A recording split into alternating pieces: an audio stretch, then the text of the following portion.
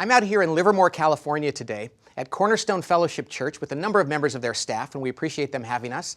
I'm also here with many of the folks from Menlo Park Presbyterian Church, and I'm going to be doing a short talk on meetings. Now, when I talk to most leaders, they said, you know, if I don't have to go to meetings anymore, or if I don't have to manage people, I really like my job more. Which really doesn't make a lot of sense, does it? That's like a surgeon saying, if I didn't have to operate on people, I'd like my job more. Or a football player saying, if it weren't for the games and the practices, I would like my job a lot more. The truth of the matter is, for most of us who work in the business world or even in churches, if we're not preaching or leading music, we're going to meetings and getting stuff done. So if we say that we don't like our meetings, we're kind of admitting that we don't like our jobs. And that's a problem. And unfortunately, in society, we've come to the position where we've actually accepted this and just said meetings are bad, they're just corporate penance, they're just something we have to do to get through the day. The fact of the matter is meetings are not inherently bad. There's nothing wrong with meetings. But most meetings really stink. They just don't need to. And there's some things we can do. Now there's two reasons why most of our meetings are bad. There's two reasons, and both of them are fixable. The first one is what meetings lack is something that a bad movie lacks. You see, too many meetings are boring. How many people here go to meetings that are boring? Yeah, we've all been to those meetings. You know what makes a movie great? I was a screenwriter in a previous life, and the thing about every movie, whether it's a lighthearted romantic comedy, or whether it's an action movie, or a real thoughtful, thought-provoking movie, every movie at its core has to have one thing, and that is conflict. Every meeting has conflict. There's something worth caring about. There's some tension. There's something at stake that people give a darn about. And if you don't have that, you're bored. Can anybody here guess what the most important part of a movie is? If a movie is 2 hours in length or 120 pages on paper, because it's a page a minute, what are the most important pages or part of that movie? Anybody guess? What's that? The resolution. The resolution. Very good. Wrong, but very good guess. I used to think that too. Anybody else have an answer? The climax. Another great wrong answer, but that's very good. Actually, the most important part of a movie or a script is the first 10 minutes or the first 10 pages, because that's when we decide whether we like a movie or not. If the first 10 minutes of a movie are bad, we tend to go, this is boring, and then it picks up later, we go, I like this part, it's too bad this is a boring movie. It's kind of like a first impression of a person, right? And if you're trying to get your screenplay read in Hollywood, you better make the first 10 pages jump off the page, because otherwise they're probably not going to get through the rest of it. And this is just so important. It's called the hook in a movie. And think about your very favorite movies. Most of them really grabbed your attention at the beginning. Not only did they grab your attention, but they gave you a reason to care. You thought, oh, something is about to happen that's going to play out in the rest of this movie that I need to care about. And that's what makes a movie great. The same thing should be true about our meetings. If we can't give people a reason to care about a meeting in the first 10 minutes, we're actually asking them to do what most people do during meetings, which is plan their day or their dinner that night, or imagine what the people sitting around the table look like in their underwear. I mean, we've all done that before because we get bored. The truth of the matter is we have to grab people at the beginning of a meeting, give them a reason to care. We have to raise their level of anxiety, because that's what conflict is about, it's tension. In other words, if we have a bad meeting, if we don't do a good job resolving this issue today, then what bad could happen to our organization? All right? Now, a great way to look at this is to look at what could be potentially the most boring meeting imaginable. How are we going to turn a really stinky movie into a good one? What would be the most boring meeting you can imagine? How about a budget review? Imagine it's afternoon, you're drifting into protein coma, your boss calls you into a meeting with the rest of the team to talk about reviewing next year's budget. Okay, that sounds horrible. We've all been there. So how do we usually start these movies? We start by saying, Clay, could you please read the last year's numbers and compare them? Look, you're yawning right now. It's just boring to even think about it. I mean, it's boring to even think about it. And so somebody says, okay, last year's numbers, and people are just sitting there going, oh my gosh, the clock is moving backward, it's crazy. And we as leaders have to do a better job of being the directors of this film, of this meeting. And how do we push the conflict to the beginning? You know what we have to do? Picture this. Picture me saying, okay, you guys, I realize this sounds like a pretty boring meeting. And I know we've all got work to do, and I realize this doesn't sound too interesting, but here's what I want you to realize. The decisions we make in the next 2 hours at this meeting are going to impact everything we do for the rest of the year. We're going to have to live with these answers for 12 months. And guess what? The people that work for us, our credibility is completely on the line here. Because if we make bad decisions, they have no reason to respect us. Because we didn't honor the resources that we're giving to them to do their jobs. And finally, get this. Our competitors hope that we do a bad job during these next 2 hours because it's only going to make their job better. So to make our competitors mad, to earn the respect of our employees, and to ensure that we're not having to redo this for the next 12 months, let's sit on the edge of our seats, pay attention, and make sure that we're making the best decisions possible, because this really matters. Okay, that's not an Academy Award movie, but it's certainly a lot better than Clay. Turn to the first pages of our book and read it out loud. Okay, we have to realize that people need and want tension, anxiety, and conflict, and a mechanism for resolving it. And that's why we keep watching a movie, because we want to know how it's going to be resolved. So we have to realize that conflict needs to be there. Now, if we're having a meeting and we can find no reason to have conflict, we're sitting there thinking, I don't see any anxiety potential here. I don't see any reason why we should be tense about this. Then that's probably a good opportunity to cancel that meeting and be a hero and say, I'll email you all the data. But the truth is, most of the meetings we have great potential for caring, for something being at stake. So that's something we have to do. Now, that's one of the reasons why meetings aren't good, is because we've allowed them to be boring. In fact, we like that when they're boring. People say nobody got upset, and the meeting was, it ended on time, so it was good. Imagine if people said, well, the movie ended on time, nobody seemed to be engaged, and it was a great movie. Okay, we owe it to ourselves to make it interesting. But there's another reason why meetings really do tend to be bad, and it's an unnecessary reason. And that is, in addition to lacking conflict, they lack context. They lack context. We're not sure why we're there. We go to a meeting and we find that we're doing everything at once. I call it meeting stew. We've thrown every potential ingredient off the shelves, thrown it into one big pot, stirred it together, and wondered why it tastes so bad. You see, we have to realize that not every ingredient, not every kind of conversation belongs at the same meeting. Okay, what does meeting stew look like? Well, in my home, meeting stew looks like this. It usually takes place in the bathroom when my wife and I are getting ready for work. We're brushing our teeth. She's getting ready to take the kids to school. And here's what meeting stew looks like in my house. We're saying, okay, honey, who's picking the kids up from school? Yeah, what should we have for dinner tonight? Where do you think we should go on vacation? Do you think Connor has a discipline problem? Yeah, do you think we should have another baby? Oh, you got to run. See you later. See, we've thrown every conversation into one discussion. And then I get home the next night and she says, I'm pregnant. And I'm like, I thought we were having chicken. We didn't decide that, did we? See, you can't possibly talk about big things and little things and long-term, short-term tactics, strategy in one conversation. We do it at home. It doesn't work very well. We do it at work, and it doesn't work very well. We do it in our churches, and it doesn't work very well. And we leave the meeting feeling like, oh my gosh, did we really get anything done? We jumped around from topic to topic, and nothing really got the attention it deserved, and not in the right way. You see, we need to stop combining all these things and separating them out into separate meetings. And yes, that means we're going to have more meetings, not less. More meetings, not less. Now, let me say two things. First of all, the meetings are going to be a little shorter probably, which is a good thing. But more importantly, we are going to stop complaining about having to go to so many meetings, because the meetings we do go to are going to be productive and interesting and compelling, and they're going to get to resolution. And honestly, my clients, if there's one thing we work with them on that they come back almost right away and say they've changed, it's their meetings. And they say, we actually look forward to going to meetings now because we're getting things done, because we're very clear around the context of what we're talking about. So there's 4 different kinds of meetings we need to think about because they all require different contexts. And the first one, which is the least important of the 4, but it's still important, is what we call the daily check-in.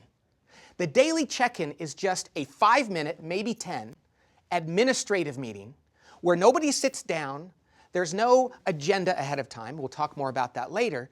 Where people just get into the room together and say, hey, where's Fred? What are you doing today? Hey, is anybody going to the budget meeting? Oh, you are? Can you tell them the answer is 4,000 for my department? That's great. I don't have to go.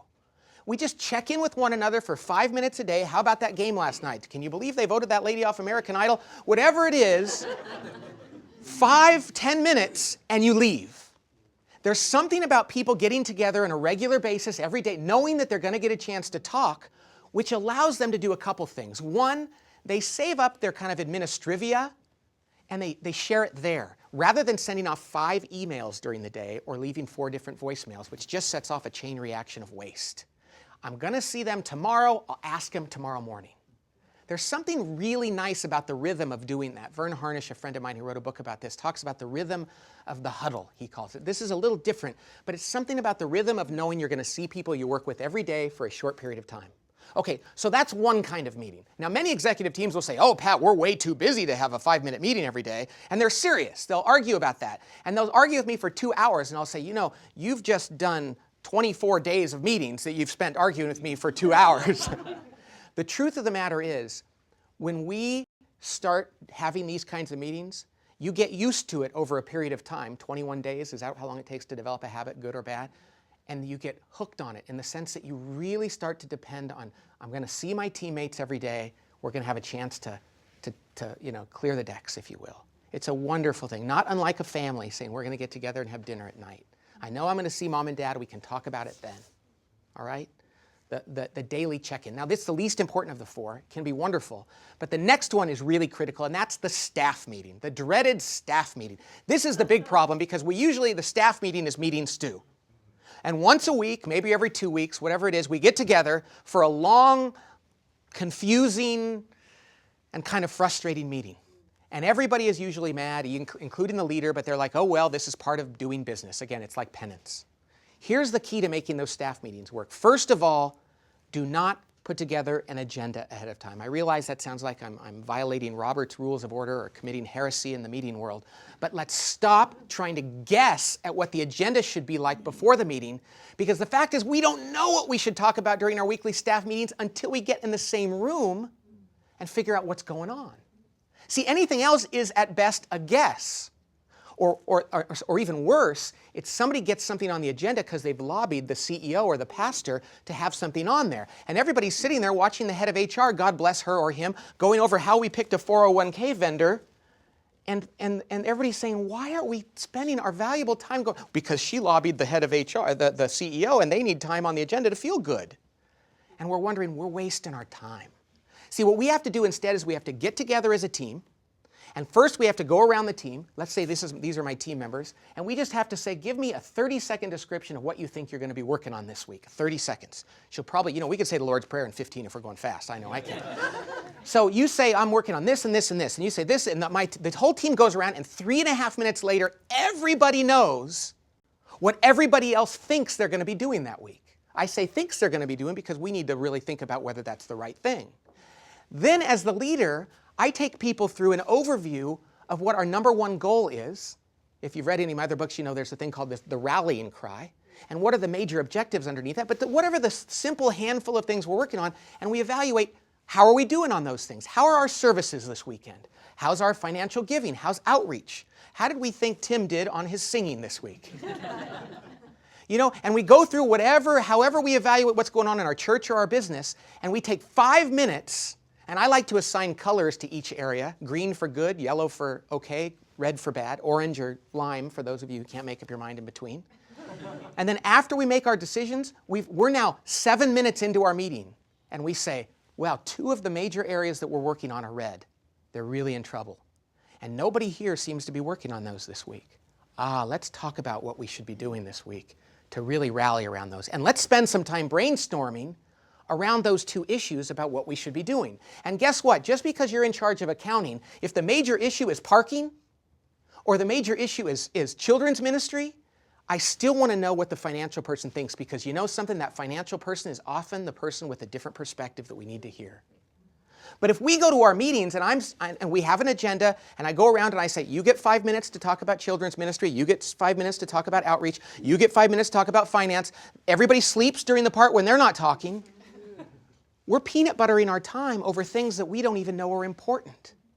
We have to make our meetings interesting by focusing on the things that are most broken or most in need of discussion, and everyone on the team has to rally around that. Let me tell you, that is fun and interesting. Because now, and if somebody says, I want to talk about the 401k program, and you go, but that's not important, and everybody else says, yeah, we're not going to talk about that. What a wonderful thing to have the context to kindly say no to a conversation that doesn't need to be had. That's a beautiful thing to have. So that staff meeting can be really powerful. Now, the problem is somebody is going to say, it's usually you, Clay, somebody's going to say, well, but did you see that article in the paper about what that church is doing over in Illinois, or that church down the street is doing? We should talk about that because that could change everything. And as interesting as that sounds, and as important as that is to talk about, we can't go there. We can't have that conversation during our tactical staff meeting. We have to have the wisdom and the discipline to say, that's a big conversation that needs to be had with a little bit more knowledge and research and with more time. So I'll tell you what, everybody, let's look at your calendars. Thursday night, let's get some pizza and let's come into the office for 2 hours and let's have you guys do some research about what that church is doing down there and how it'll affect us and what we can learn from them and how we have to work with them to figure this out so that we can have a strategic meeting. See, this is the third kind of meeting, a topical strategic meeting. A big topic that requires us to get into a room, roll up our sleeves, and wrestle this topic to the ground and make some decisions. We cannot do that in a 15-minute increment in between the staff meeting topics. When we do that, we leave the meeting and we think, why did we just waste that great topic that we're all so passionate about by having only a 15-minute conversation with not enough background information and not enough time? And ladies and gentlemen, solving the problem with our services or solving the problem with outreach or with children's ministry, that's the kind of thing we all, we went into this business, if you will, to do those kinds of things. When we don't spend enough time doing it, when we don't get the opportunity to really roll up our sleeves and talk about it as a team, we are killing one of the most interesting, passionate things that we can do. People do it in the world of business all the time. There's some big strategic issue or a big competitor looming out there, and they talk about it for 10 minutes in between the expense reports and scheduling the holiday party. And it's like, what? That's got to be more important than that. Okay, so we have 3 meetings so far, right? We've got the daily check-in, 5 minutes standing up. We've got the weekly tactical, which is just let's go through our plan and make sure and let's have the agenda based on how we're doing. Then there's the ad hoc strategic meeting, which a big topic comes up that we have to rally around. The fourth one is the only one that I find to be prescriptive in terms of time. And that is we have to have this next one once a quarter. It's the quarterly off-site review meeting. Now, this isn't a touchy-feely thing. This isn't about going off and golfing or drinking or doing some other activity. This is about getting out of your office, across the street in a conference room is fine, and breathing and saying, okay, how are we doing? The race car drivers talk about the need to slow down in order to go fast. If you don't brake going into the turn, you can't accelerate coming out of it. Most of us are adrenaline addicted, though, busy executives, and we don't like to slow down at all. We like to keep our engines revved, and if you're like me, you go to Malibu Grand Prix and you floor it all the way around and you're spinning out and you're in last place and you're like, why are these little girls beating me? It's like, because they know you have to brake sometimes. And we don't like to brake at work. We're too busy. It's too busy. And the truth of the matter is, if we don't slow down, we can't go fast. And I think God created 4 seasons for a reason. And at work, we have to stop 4 times a year. Every 3 months, we have to stop and say, let's leave for a half a day or a day and look at how we're doing. How is our team doing? Is our goal still the right goal? How is our congregation doing? How are our best employees? How are our worst employees doing? What do we need to do? A great time to reflect, to pray, to have retreat as well. Okay?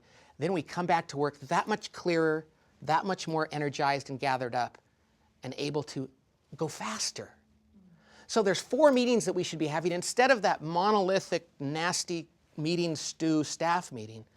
How about once a day for 5 minutes? How about once a week for about an hour?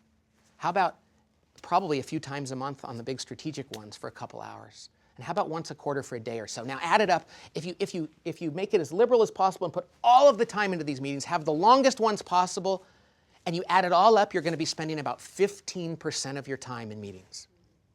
Now, first of all, That's not a bad thing because they're going to be good meetings. But even if you were still operating under the same assumption that meetings are bad, 15% is not that much of your time. I mean, what in the world are we doing other than that? Well, some of us say, well, I have to prepare my sermon, or I have to, research books for the children's ministry. I have to go visit Nicaragua to see if we should be doing an outreach program. That's true. But that leaves us 85% of our time. Even if we are involved in 2 teams that are fully loaded, we're now at 30%. 70% of our time is available for doing our work. The truth of the matter is people actually don't hate meetings. They hate bad meetings. When we make them good, we get work done.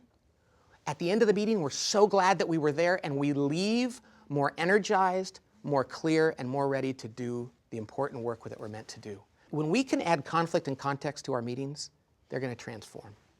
And meetings are how we know if an organization is thriving, I think. If someone were to say to me, Pat, you have one opportunity to view a company, to decide whether you think it's a good company or not, I wouldn't look at their bottom line statements, their financial statements. I wouldn't look at their product sheets. I wouldn't talk to I would first watch their leadership team in a meeting, because the way they interact says a lot about all that other stuff.